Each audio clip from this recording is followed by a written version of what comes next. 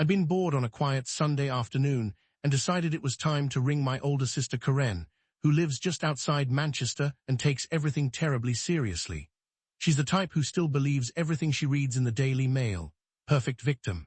I blocked my number, put on my most plummy, grave BBC newsreader voice, the sort of posh, concerned tone that makes you think the world is ending, but in a very civilized way, and dialed. The phone rang twice. "Hello," Karen answered, already sounding slightly harassed. "Good afternoon, madam. Is this Mrs. Karen Thompson?" I said slowly, with dramatic weight. "Yes, speaking. Who's this?" "Alastair Harrington, senior correspondent, BBC Emergency Fact-Check Unit. I'm afraid I have some rather concerning news. Are you sitting down?" There was a pause. I could hear her TV in the background switch off. Yes, what's this about?" I let a long, theatrical pause hang in the air before continuing. "Mrs. Thompson, a story has gone massively viral on social media. It claims that your entire family has been secretly hoarding crumpets during the new national crumpet shortage.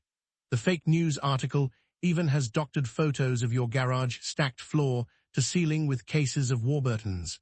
It's been shared over 4 million times." Karen let out a nervous little laugh. "What, that's ridiculous. We don't even like crumpets that much. Dave prefers toast." "Ah," I said gravely, "but the story doesn't stop there, I'm afraid. According to this viral post, which several major newspapers have now picked up, your family has been named as the ringleaders of Operation Golden Crumpet. There are calls for a public boycott of your family business." "We don't have a family business," she protested, voice rising an octave. The confusion in her tone was clear, but I could already sense the shift beginning. "Exactly," I replied smoothly. "But the internet doesn't care about facts, Mrs. Thompson. Several MPs have already demanded a statement from you on ITV's lunchtime news. One backbencher has called your mother the crumpet queenpin." I could hear her breathing change. What had started as mild bewilderment was quickly turning into genuine worry. I kept my voice calm and official, like I was reporting on a plane crash, and pushed the absurdity further. "Now the situation has escalated. The Department for Food and Rural Affairs has apparently issued an emergency warrant. They believe your husband Dave is hiding industrial quantities of butter and Marmite in the shed to support this alleged black market. Neighbors have been interviewed. Someone claiming to be your old PE teacher from 1987 has gone on record saying you always had a shifty look when crumpets were served in school dinners." Karen was properly rattled now, her voice growing louder. "This is insane. Who would make this up? We've got to ring the BBC and tell them it's not true." "Mrs. Thompson," I said, dropping my voice even lower for effect, "I'm afraid it gets worse. The story now claims your cat, Mr. Whiskers, is the actual mastermind. There's a deepfake video circulating of him wearing a tiny waistcoat and monocle, supposedly negotiating crumpet deals in Switzerland.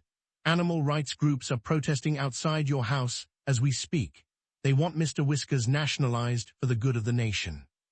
I paused dramatically for 5 full seconds, letting the tension build.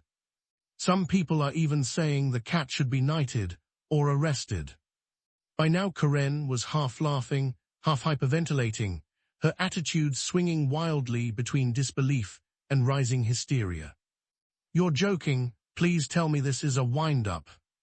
I delivered the killing blow with perfect sincerity, my voice steady and grave. "I wish I were. The Prime Minister is due to make a statement at 6 o'clock.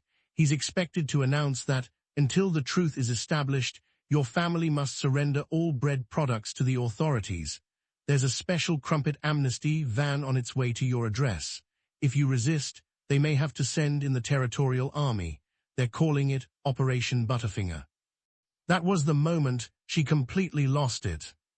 "The Territorial Army, 4CUMPTS, I've got my mother-in-law coming round for tea in 20 minutes. What am I supposed to tell her? Sorry, love, the cat been arrested for treason, and we've got no scones either."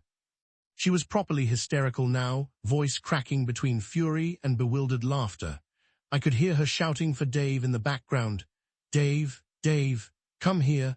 Some bloody lunatic from the BBC says our cat is an international crumpet smuggler. I held it together for another few seconds, then finally cracked. Karen, it's me. Silence. You absolute bastard. The outrage hit like a tsunami.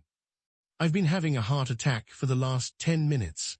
I was about to ring Mum and tell her we're in the papers for crumpet crimes.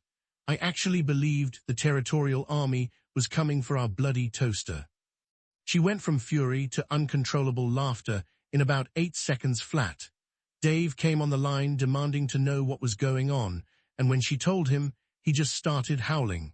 I could hear him repeating Operation Butterfinger through tears. Karen eventually got her breath back.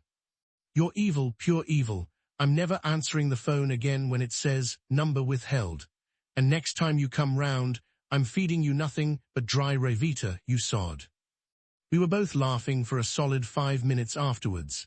She still brings up the crumpet queenpin every Christmas. That slow build, the ridiculous escalation, and the perfect moment when she fully bought into the idea that her cat was about to be arrested by the government.